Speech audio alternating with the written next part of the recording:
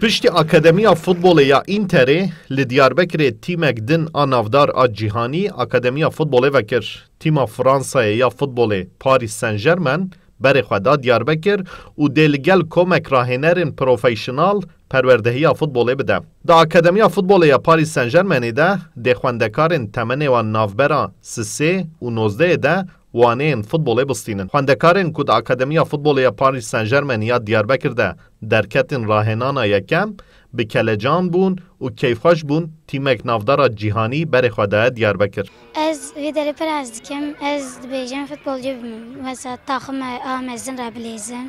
Mesela ez vê derê pir hez dikim. Eğitim avan hemî pir xweşik e.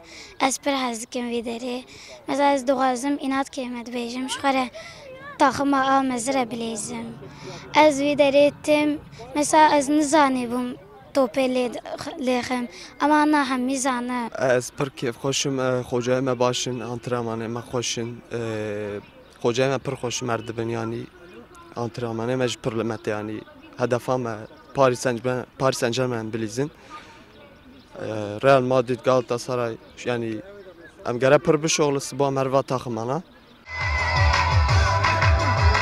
Di rêrisma vekirina Akademiya Futbolê ya Paris Saint-Germainê de yarizanê berê Diyarbekirsporê Ümit Davala jî beşdar bû û amaje kir ku potansiyelek xurt a futbolê li Diyarbekir heye û bi derfetên wisa jî yarizanên jêhatiyên Diyarbekirê dê bikaribin di qada navneteweyî de xwe nîşan bidin. Diyarbakır'ın da böyle bir organizasyonlara ihtiyacı var burada. Pêdiviya Diyarbekir bi organizasyonên wiha heye.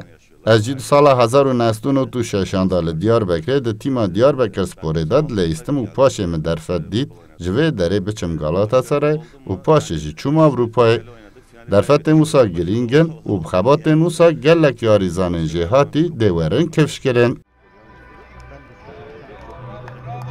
Serokê Akademiya Futbolê ya Paris Saint-Germainê yê şaxa Diyarbekir Senar Toprak amaje kir ku ew ji futbolê gelek hez dike û xwestiya vê derfetê bide zarokên Diyarbekir û her wiha da zanîn ku ew ê di demek nêz de li Hewlêrê jî Akademiya Futbolê ya Paris Saint-Germain vebikin. Paris Saint-Germain ji xwe em zanin dunya deviye gava vî şat ez jî pir kêfa min hat ji bo Diyarbekir û em dixwazin ji Diyarbekir potansiyel jî heye em dixwazin ji vir yıldız futbolcuya derxin em ji bo wî xebat dikin îşallah em ê ji vir yıldız futbolcuya bişînin Avrupa plana me îşallah em ê li Hewlêrê jî wekin Paris Saint-Germain em dixwazin vî hizmetê em bidin wan jî û heta heftekî de hefte îşallah em ê herin wira jî em ê fizibilîta xwe bikin. İnşallah li Hewlêrê jî em ê vekin û hizmet bidin wan civanê me jî. Akademiya Futbolê ya Paris Saint-Germainê li cîhanê di 15 welatan de perwerdehiya futbolê dide û li Bakurê Kurdistan û tevahiya Tirkiyeyê de li 11 bajaran 16 şaxên xwe hene. Di Akademiyê de hefteyê 4 rojan perwerdehî tê dayîn û rojane 2 saet rahênan tê kirin. Her wiha waneyên derûniyê jî dê hebin. Mahir Yüksel, Kurdistan 24, Diyarbekir.